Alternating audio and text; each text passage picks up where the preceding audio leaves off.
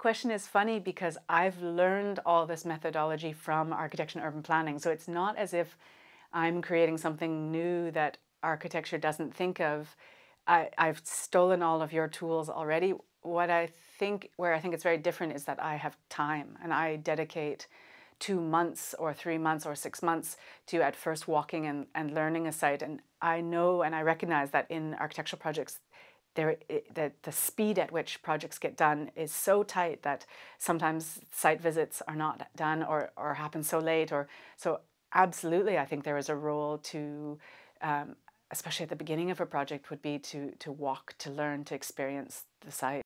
So my process involves first selecting a site in a city, and the sites I prefer are those that have a bit of tension, whether or not it's social tension or sites that possibly are considered failing or problematic.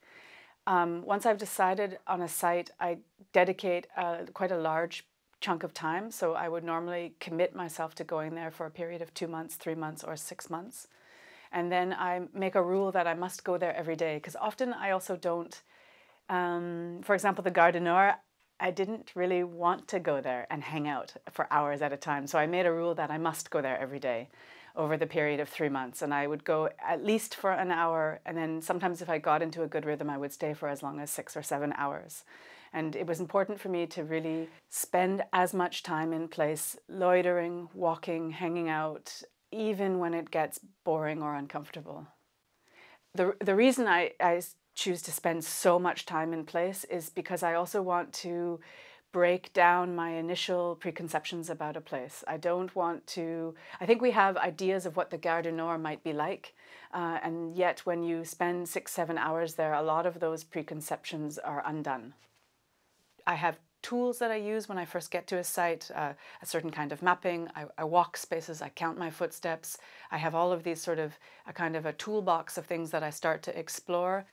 I try not to have a preconceived notion of the kind of data I want to collect before I arrive at a site.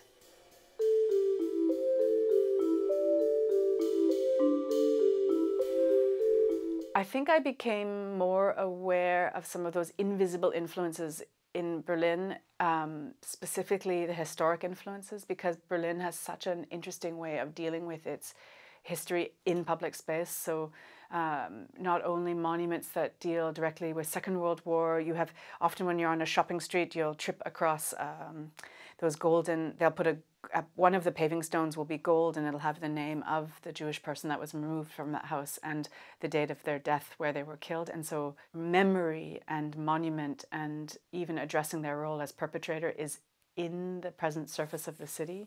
I've lived in Berlin for 20 years, and I became more and more aware of historic influences, the historic shape of the city, how that is continuing to influence present day. And then I also became quite interested in thinking about now in Berlin, rents are skyrocketing. There's, of course, the pressure of Airbnb. There's capital and money flowing into the city. And so I think those invisible forces on the shape of my life became, and on how we all experience cities, I started to become more aware of them.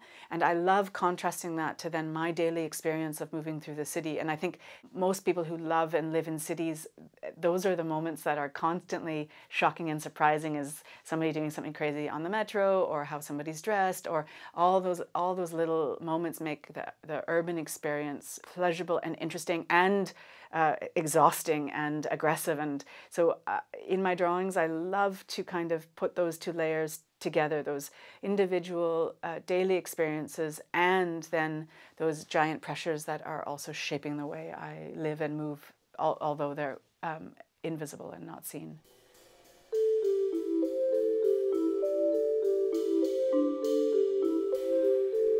I let places tell me what they're about. So when I arrive at Place de la Concorde, at first I'm not sure why I'm there. I knew it was a very important site. It's got this historic resonance. Tourists end up at the site, but I love text in public space. There is no graffiti or posters or signage. There aren't really people selling things, and so Place de la Concorde for me became about movement. And I was tracking the flows and how people cross and how people get stuck. I have strategies to make myself invisible. I will move constantly. So in Gare du Nord or on Place de la Concorde, I will not stand in one spot. I will constantly be in movement. Normally I have my headphones in with no music, but it also as a barrier so people don't come near me.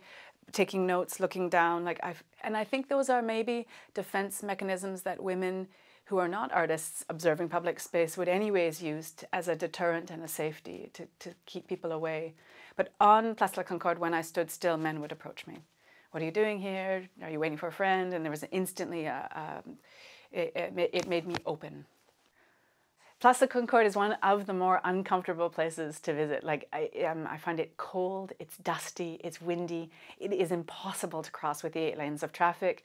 I think it's always incredibly funny to watch tourists who cross and you think, don't go there, and they go onto the far corners and there's no way to cross, and they either have to go all the way back or run.